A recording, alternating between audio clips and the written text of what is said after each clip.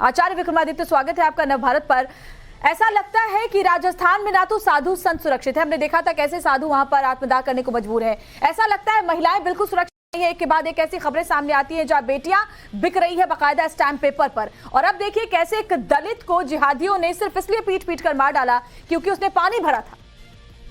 ये बहुत दुखद घटना है। जिस प्रकार से लगातार राजस्थान में लगातार हमला किए जा रहे हैं, तंत्र जुदा की घटनाएं घट रही हैं और किस किस प्रकार से लगातार ये राजनीतिक उपेक्षा दिखाई दे रही है हिंदुओं के प्रति, और तुष्टीकरण की जो राजनीति लगातार कांग्रेस चलती आई है, ये उसी का परिणाम है कि जिस प्रकार से आतताइयों के संबंध में और जिहादियों के मन में इतना कानून का जो डर है बिल्कुल समाप्त हो चुका है। आज आवश्यकता है कि जिस प्रकार से हमने देखा था कि जगह जगह कहीं और कुछ घटना घट जाती है तो सारा खानदान वहां इकट्ठा हो जाता है। आज कहाँ गया वो सारा खानदान? क्या आज वहां का जो दलित है वो दलित बेचारा उपेक्षित है? उसके लिए कोई राहुल गांधी, सोनिया गांधी, जितने भी लोग हैं वो कभी साथ जाने के लिए तैयारी नहीं करते। ये किस प्रकार की उपेक्षा संसार इस भारत में आज देखने को मिल रही है? जहां जहां कांग्रेस शासित क्षेत्र है वहां लगातार इस प्रकार की घटनाएं, एक पहली घटना नहीं, आप खुद कह रही है कि पिछले एक महीने में हमारे रिपोर्टर बता रहे हैं।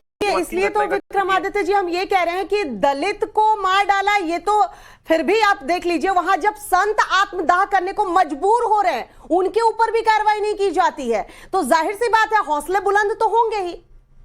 नहीं, ये कार्यवाही नहीं की जा रही है, ये कारण है ना जी, वोट बैंक की राजनीति है। लगातार वोट बैंक तुष्टीकरण के लिए कब तक होगा इस देश के अंदर? कब तक चलता रहेगा? 70 साल तक कांग्रेस ने इसी राजनीतिक दृष्टिकोण को लेकर काम किया है। अब वास्तविकता समक्ष आ चुकी है और समाज जाग रहा है। और जिस प्रकार से लगातार मंदिरों पे हमले, मंदिरों को तोड़वाने का कार्य किया गया, संतों पे हमले किए गए, एक जहां जहां कांग्रेस शासित क्षेत्र है वो बिल्कुल नाकाबिले बर्दाश्त है और आवश्यकता है कि पूरे देश में इसके प्रति आंदोलन जगाया जाए। और मैं धन्यवाद देता हूं कि नवभारत को जिस प्रकार से आज उन्होंने इस खबर को सामने लाया है लोगों को, और बहुत जल्दी इसके प्रति जागरूकता बढ़ेगी। और जिस प्रकार की बात की जाती है कि मतलब इस्लामिक मुस्लिम्स के अंदर कि भैया हमारे यहाँ कोई जाति प्रथा नहीं है, अब देखिए क्या हो रहा है, कितनी जाति प्रथा के नाम पर कितने लोगों के साथ उपेक्षाएं की जा रही हैं। क्या इंसान को जीने का अधिकार नहीं है?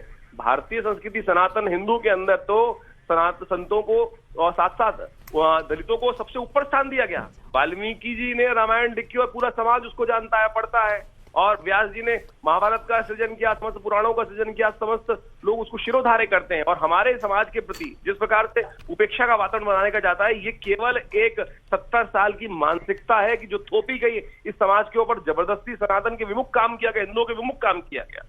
आज वो सत्य सामने आ रही है और इस समाज की, जिन्होंने पिछले 500 साल 600 सालों में लगातार इस देश में, इस समाज में विभाजन क्रिएट। बिल्कुल आचार्य विक्रमादित्य, मैं लौटूंगी आपके पास, आप बने रहे हमारे साथ। विनोद बंसल जी भी हमारे साथ जुड़ गए क्योंकि सबके अंदर आक्रोश है। विनोद बंसल जी, जबरदस्त आक्रोश इस वक्त राजस्थान में देखा जा रहा है क्योंकि वहां कोई सुरक्षित नहीं है। वहां सुरक्षित है तो सिर्फ जिहादी गैंग, जिनको पूरा प्रोटेक्शन मिलता है राजस्थान सरकार की तरफ से, गहलोत सरकार की तरफ से, उनके किसी भी दोष पर कोई एक्शन लिया नहीं जाता है।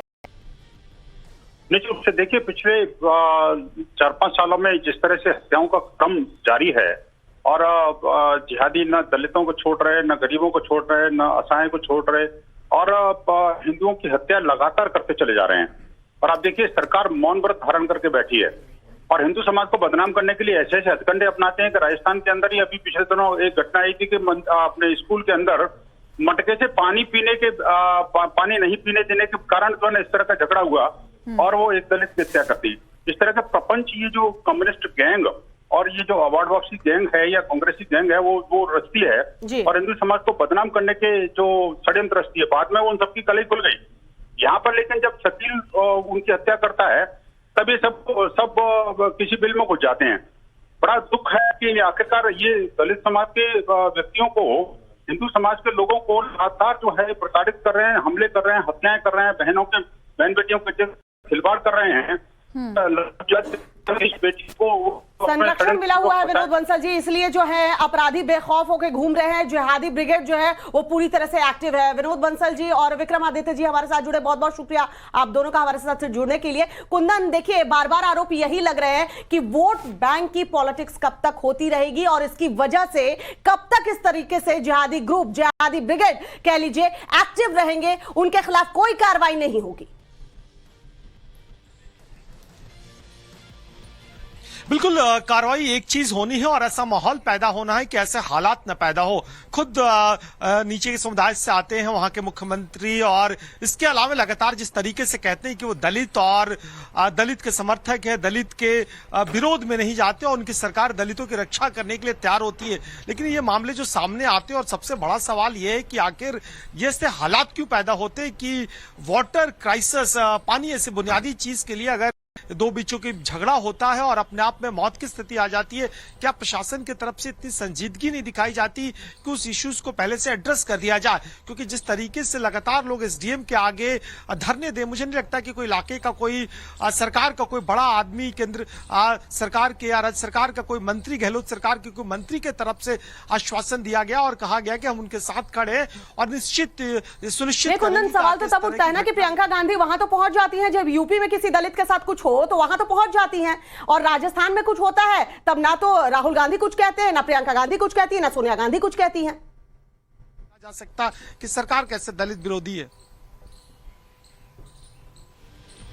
नहीं, बिल्कुल इस मामले पे अगर देश के दूसरे हिस्से में हो तो दलित विरोधी सरकार को लेकर न केवल उस राज्य में बल्कि देश भर में इस तरह से प्रदर्शन चलाए जाते हैं, केंद्र सरकार को घेरा जाता है और तमाम ऐसे मौके आए हैं। आपने देखा होगा कि लगातार दलित विरोधी टैग करने का और हिंदू विरोधी टैग करने की तमाम के प्रपंच और तमाम तरह के हथकंडे अपनाए जाते हैं। लेकिन मुझे लगता है कि न केवल पार्टी के स्तर पर, सरकार तो छोड़ दीजिए, न केवल राज्य के पार्टी के स्तर पे, केंद्र के पार्टी के स्तर पे कोई उनकी सरकार को मुखालफत की गई है या फिर बहुत साफ निर्देश दिया गया है कि आने वाले वक्त में ये सुनिश्चित करें कि इस तरह का इंसिडेंट ना हो और जो हुआ है उसके साथ प्रॉपर न्याय लेकिन ऐसा लगता है कि गहलोत सरकार ने आंखें बंद कर रखी है। कुंदन, भंवर पुष्पेंद्र से एक बार अपडेट लेते हैं इस मामले को लेकर। भंवर, जानकारी ये भी मिल रही है कि जो उनके परिजन हैं, ठीक है भंवर, हम लौटेंगे आपके पास, लेकिन इस वक्त सूर्यकांत जी हमारे साथ जुड़ गए हैं भारतीय जनता पार्टी से। सूर्यकांत जी, बहुत बहुत स्वागत है आपका टाइम्स नाउ भारत पर।